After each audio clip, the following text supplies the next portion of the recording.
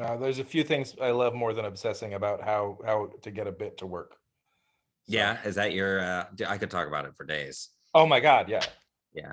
Cool. I was talking with my girlfriend like a couple weeks ago. I was telling we've been dating for 2 years now, and so she's heard like the good stuff at this point, Hmm. you know. But there's like jokes that didn't work 15 years ago. That, like, oh, this is one that I like. That one never worked. That I figure out like, oh, maybe if I have this tweak in the phrasing, it'll like it fits together a little better. Mm. That kind of thing can happen. Hmm. Oh Yeah, yeah. I've It's revived old stuff. because I mean, you will Reworked. constantly grow. Like if you're writing the same kind of stuff you were 15 years ago, Yeah. Yeah. what are you doing, man? Like, why are you even in this? You've I learned how to remember make it work since. on that sort of topic, the first set I ever did was a bringer show, Mhm. and I remember having a bit that I wrote for that I was so proud that it sounded like Todd Barry. Like I was excited that it was like, oh, this is like a thing in the style of Todd Barry. Like when karaoke machines say like in the style of Def Leppard, like Hmm. that kind of thing. Yeah. I was like so excited, and now it's like, oh, I don't want to be in anyone's style but my own, right? Hmm. Right. Yeah, yeah. Yeah, I used to think that I was in the style of Mitch Hedberg, but it's like, Mm. dude, I'm not a one-liner comic. I thought I was, and then I did it a few times, and then I was like, I'm not a one-liner comic. Oh, can I ask you about this then? So because when I was started, I had more one-liners, and that sort of fell away, and it was like a conscious decision on my part that it was like you can't be like a 30% one-liner guy. I didn't think because I, it was just like the transition from one-liner to one-liner, they're just sort of always off kilter. Hmm. But to go like from narrative to one-liner was like just too much to ask of the audience. yeah, it's And so really like weird. was I've that never your combined those. process in like letting that go, or would just like you I f- stop thinking of them or stop trying to write them, or what? I feel well as far as I feel like you can do I f- I don't know if those two mix. There were two other styles that I realized like one can go before the other, but the other can't go before that. Or like you know what you can't do? You Hmm. can't go from serious to sarcastic very easily. Or wait, sarcastic to serious.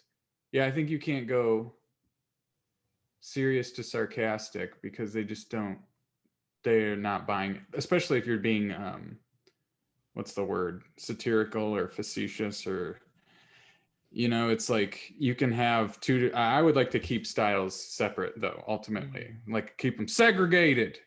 Yeah, Um, Steve does a lot of one-liners, but his but your style is like you each like you pair them together, so there's like a running theme.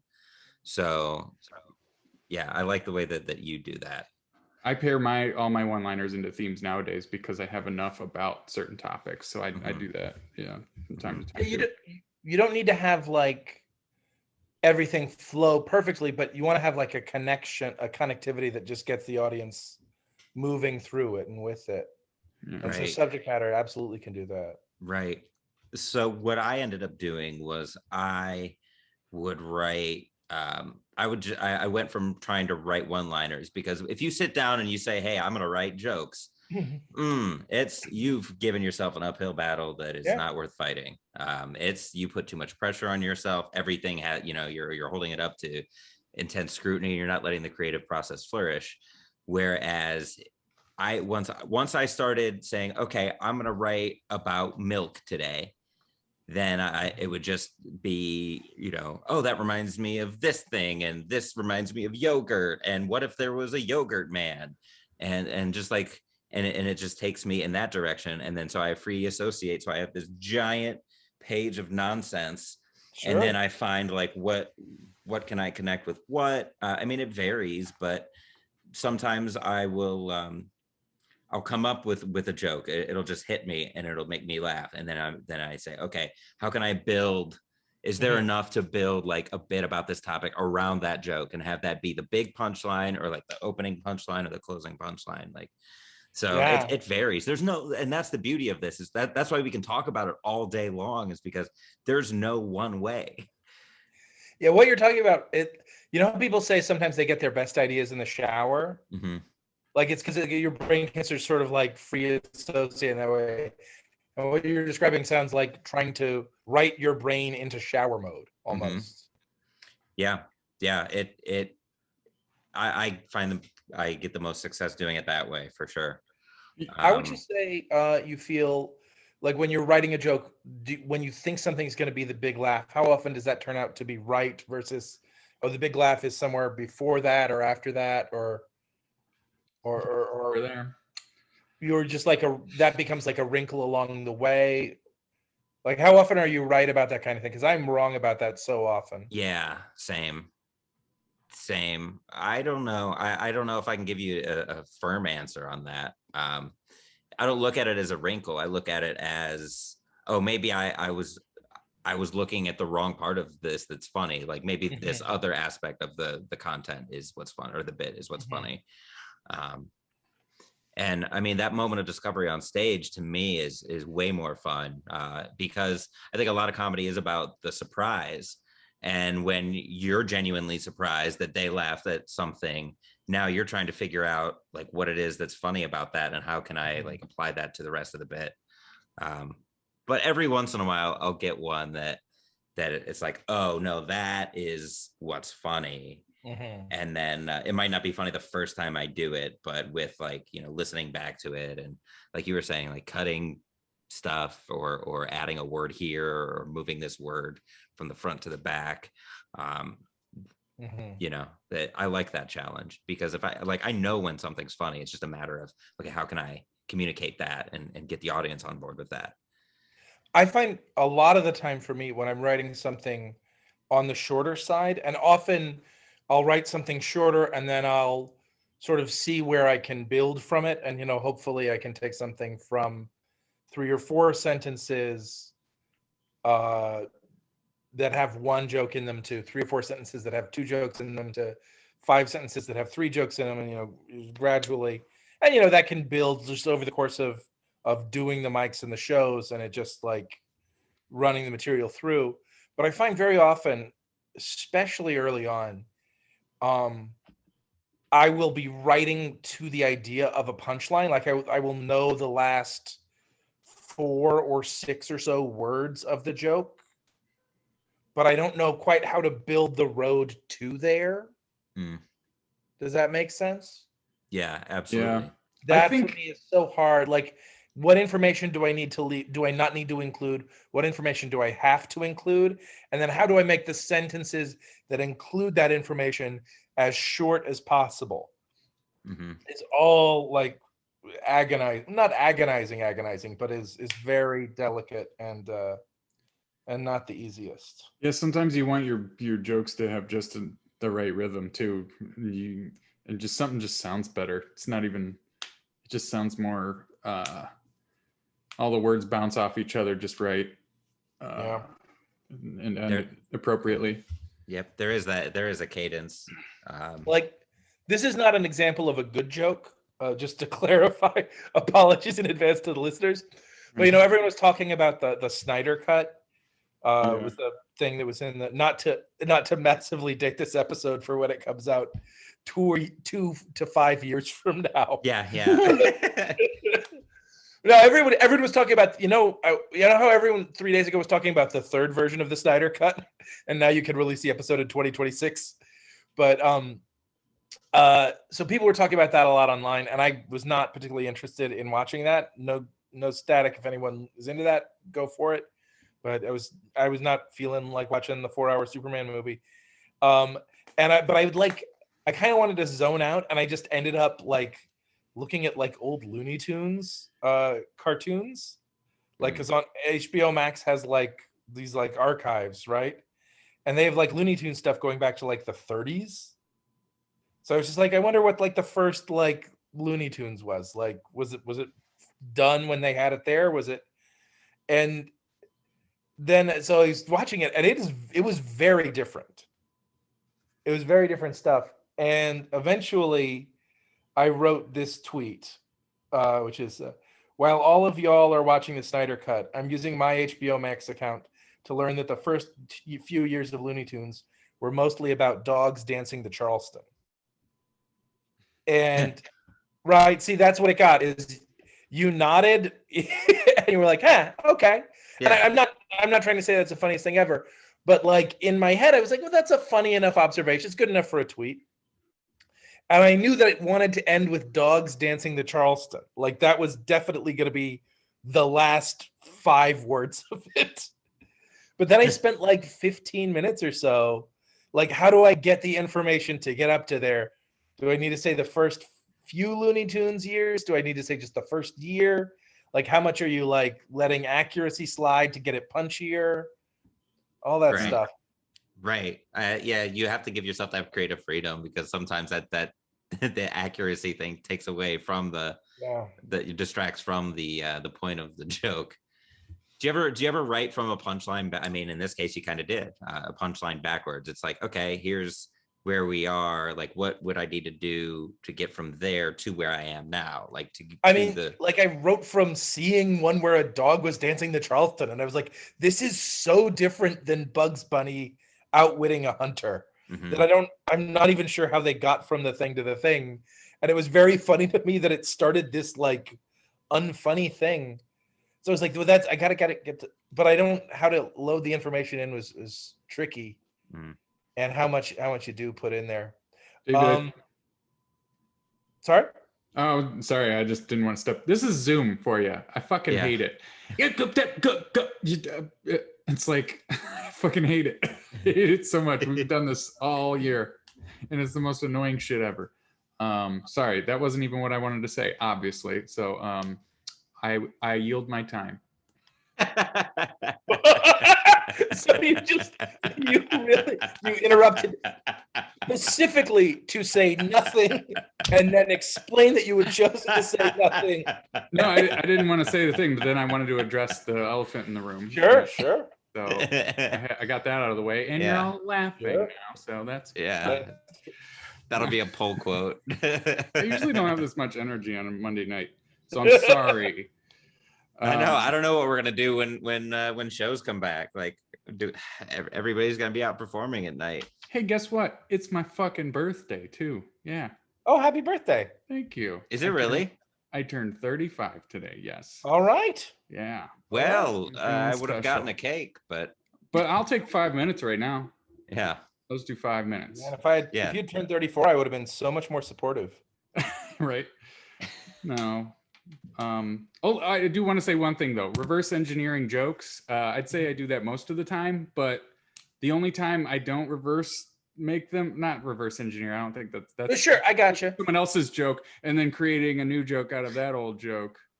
Or like taking the template and I think of the punchline first. Like rappers, they come up with their final punchline and a quatrain or whatever.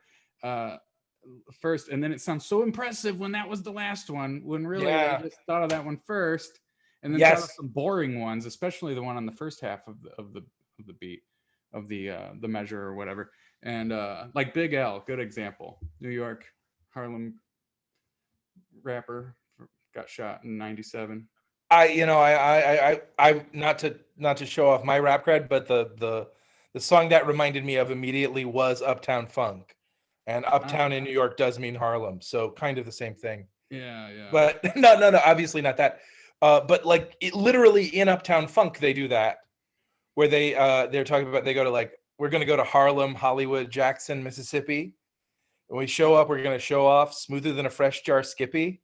The only reason they go to Jackson, Mississippi is so they can say smoother than a fresh jar Skippy. There you go. Yep. Is there a documentary about that? I feel like there's what? Yeah, a documentary about the crafting of that track. I wouldn't be surprised if there was. Like that was not a cheap thing to make. Right? Like there's songs these days that cost $250,000 like to put together that record. You can literally have a computer write a song for you now. Like Mhm. I know they did a study, and God, I read this in a book years ago, so I'm going to butcher it. But they, an orchestra played two songs back to back. One was by a famous like classical composer, and the other was written by a computer algorithm. And people who in the audience were asked to pick the one that moved them more emotionally, and it was the one Wow. written by the algorithm. Wow, that is AI So writes scripts now, and you know what? They're awful. That's a really tough thing to learn. There's more of a science to music than there is to writing a good story in the form of a good Hollywood movie, of all things. And I would say that it's very good at doing it as good as 99.9% of people, which are just bad script writers.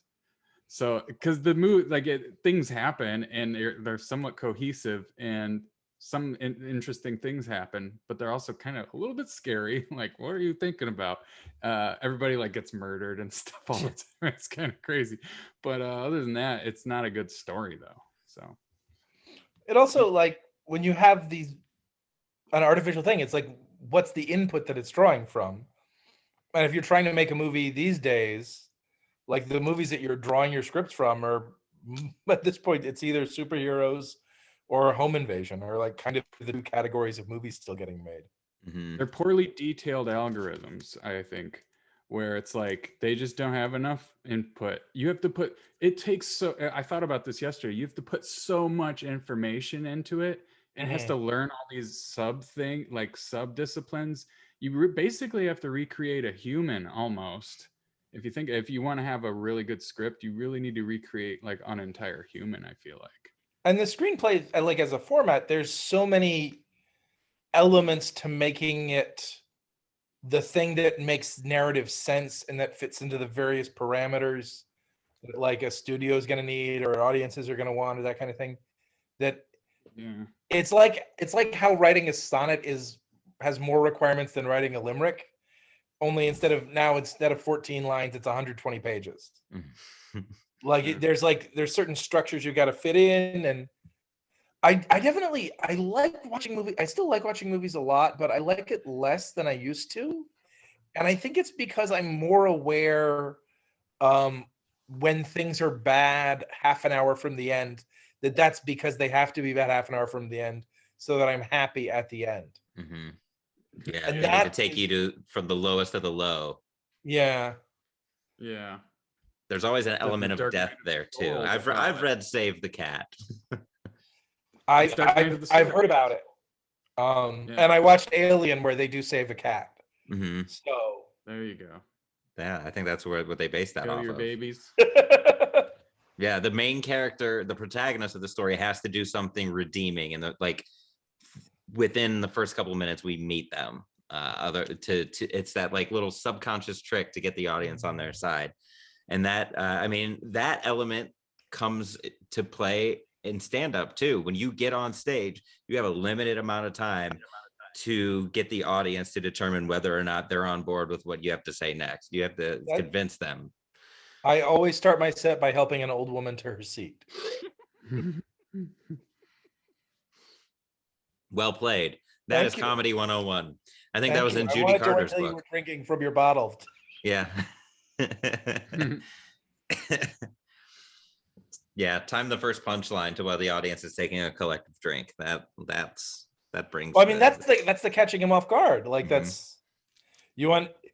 I was thinking about it this way. Like, if you throw a baseball 95 miles an hour at a catcher who's wearing a mask and has a glove that's like thicker than most gloves, and they're in a defensive crouch, like they usually handle it pretty good if they've been training for 15 years.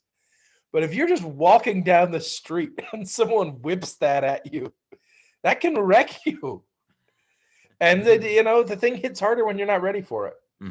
Yeah. That is true. Although when you're skiing and you go limp, you'll break less bones. Yeah.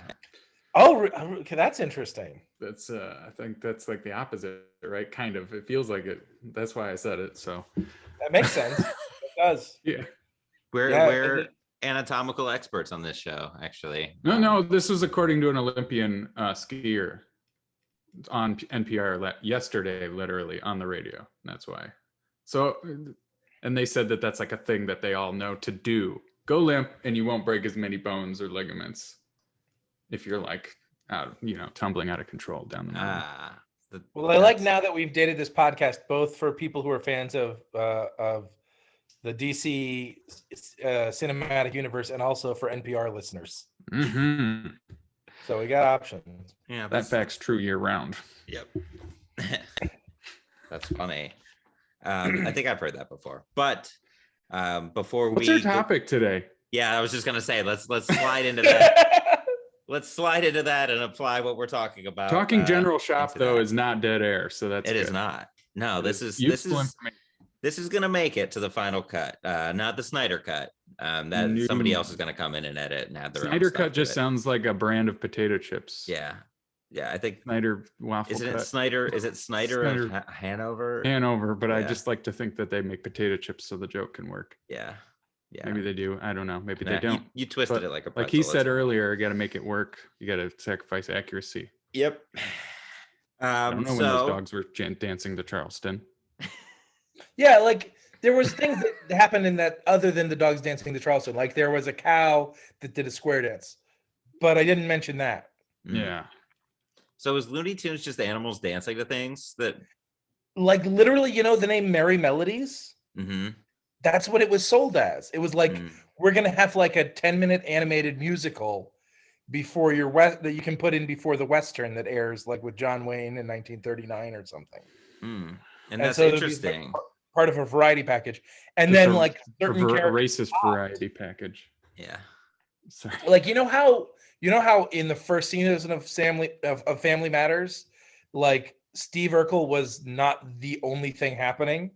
Yeah. But by like the 8th season of Family Matters, like he was the only thing happening. Mm-hmm. Yeah. Like Bugs Bunny is like, he comes in and then he sort of takes over a lot of the thing. Yeah. That's interesting. Anthropomorphic rabbit. Yeah. They nailed it. I used to watch those old ones on VHS as a kid. It was my favorite of the Saturday cartoons when I was a kid was the Looney Tunes stuff. Yeah. I watched all the Looney Tunes. Great. Yeah.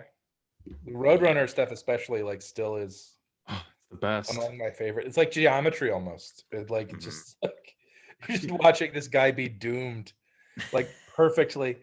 And it's, knowing that it's going to happen and looking forward to it is very rewarding in that way. You're right. That is the best one, in my opinion. Also, I think that is the most classic Looney Tunes cartoon. I mean, I know it's not Looney Tunes, but Tom and Jerry, same thing. The idea of one character not ever getting what they want. Yeah. Just that constant struggle of futility. Cat and mouse, there's humor in that. I mean, that's the basis of sketch comedy, essentially, is one character not getting what they want because everybody around them is stopping them, or everybody around them not getting what they want because there's one character that's getting between that. And then that you get the character comedy is that this person fails is part of their character. Mm-hmm. And so seeing that continue to happen and seeing them continue to try and continue to fail is that loop that sustains his comedy. Like if Charlie Brown kicks the football, it's not as good. It's rewarding emotionally the one time, but you can't build the thing on it. Yeah. Right. Like I was watching that Simpsons episode with the Itchy and Scratchy movie, which is one of the higher percentages of Itchy and Scratchy content in a Simpsons episode. There's 6 or 10 different mini Itchy and Scratchies in there, and it's the same every time. Because if it was different, where would they go from there? Right. You know what you're gonna get, and then you get it. Right. Helga Pataki will never fuck Arnold. I'm sorry. Depends on what website you go to. That's true. This is the blessing and the curse of the internet. Yeah. Right. There's something for everybody. Yeah. The fan fiction just Helga ruins Pataki that. will never fuck Arnold now that live in-person Comic-Cons have been canceled. Yeah. Oh my god. Okay. So Yeah, today's yeah. topic. It is that kind of a good movie where, you know, you have certain types of movies that are like that. They're great. They're always like the best movies ever made. That You need having to see 'em in the figuring out how to theaters. make that a common experience is an important thing. I'm Yeah. honestly, I need to be better at that. That's a weakness of mine. I didn't start appreciating it until last year, and luckily I had that year to like start seeing movies more. I saw a bunch of those great, all the ones that were nominated. Just they were just the best movies that were out at the time. I didn't Sure, even know. And then they I saw a lot of them twice, and they were like Once Upon a Time in Hollywood. I saw like 2 or 3 times. A lot of people I didn't like like that movie a lot. but that was just one of those fun movies to watch, you know? That's a fun movie to hang out in as well. Right. Like I will put that movie on like while I'm working, just because it's like I like the songs and I like looking at Los Angeles in August, and Brad Pitt is very symmetrical, and Right. you know, I mean, let's get down to the brass tacks. symmetrical for a man of his age, you know. Yeah. Right. And so there's a certain amount of just like it being a pleasant place to be. I Hey, like Steve, that. real quick. Is there anything else you want to throw in? Yeah, just some general piece of advice. Sure. Remember, kids, bombing is just failure not leaving your body.